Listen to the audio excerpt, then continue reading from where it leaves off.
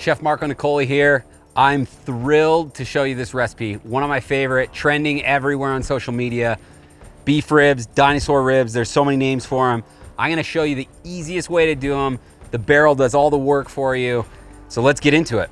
All right, we got a beautiful rack, beef ribs right here. Again, I always recommend finding a good butcher to do all the heavy lifting for you. My butcher gets it to this point for me, leaves a little bit of fat so that I can control how much fat I want left on it. We're just gonna get a small paring knife and do a little bit additional trimming. Again, this is not a necessity. This is just personal preference. I like to remove some of it, but all this fat in between each bone you wanna leave. And as long as your butcher's got you uniform up top, you're probably just fine going straight onto the grill. So this is what we're gonna be looking at. Finished product. If the membrane is still attached, we've covered this before on other videos, but you just want to run a knife and pull that membrane back. Again, find a great butcher and he'll do it all for you, make life so much easier for you. All right, so a little bit different than a traditional barbecue rib recipe.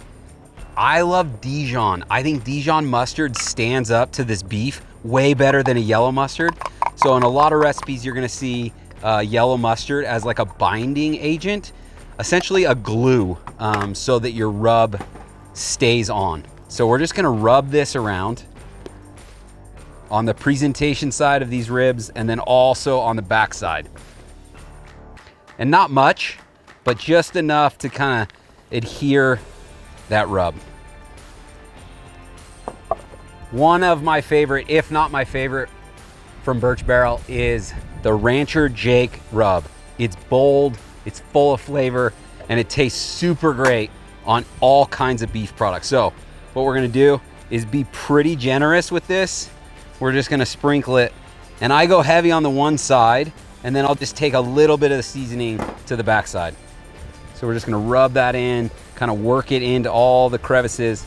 And what we're gonna do as soon as we have this done is take butcher's twine, cut a little slit, and we're gonna hang it. If you've ever seen the Burch Barrel, one of the coolest techniques and abilities that it has is that we can do vertical cooking. So what we're gonna do is take that same paring knife, and I like to use the shorter side. It's a little more stable. See how you can see this is the longer bone, this is the shorter bone.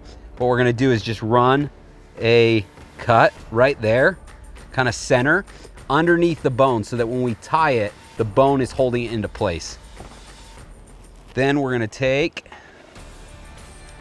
some butcher's twine, run it through that.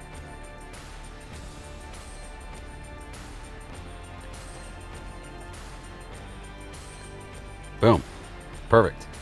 At this stage, again, you could do all this ahead of time to save yourself time, and you could have this rest for 24 hours. It will be easier for you day of cook. I'm gonna go wash up, and then I'm gonna show you how we're gonna put it on the grill. All right, we're gonna drop the lid, take it out of the lock position, raise the lid back up.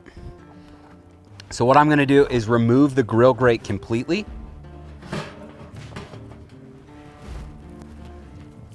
So that I have the lid hook exposed. So I'm gonna take these.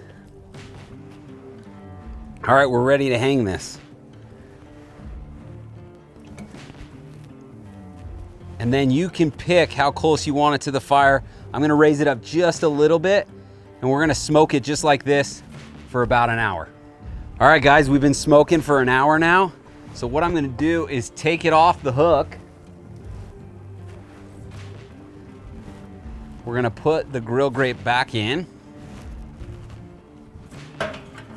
And I'm gonna set it down so the bones or the non-presentation side is facing towards the fire. We're gonna put these gloves here. We're gonna drop this rack, because again, we don't want a ton of heat. So this is gonna be a long cook. We're gonna lock that into place, and we're gonna raise it up. And now we're looking at maybe 3 to 4 more hours like that.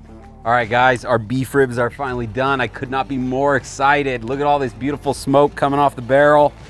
And look at those ribs.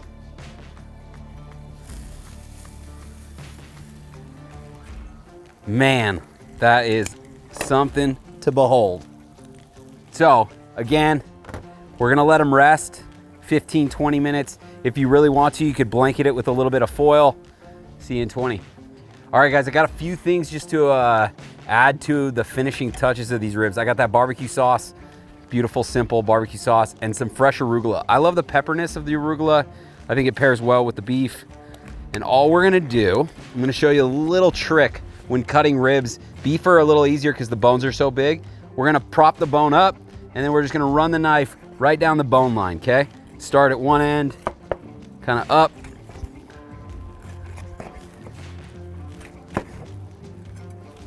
Man, these smell good. I wish you guys could smell these.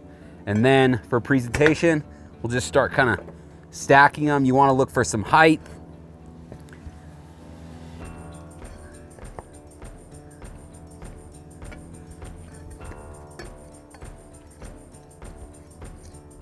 Rancher Jake rub just really stands out. It holds well even when grilled, which is why I love that seasoning so much. A little bit barbecue sauce, kind of just rustically rubbed kind of everywhere. A little bit more finishing salt, and you could use just a flake salt. And then strategically placed arugula. Beef ribs on the Burch barrel.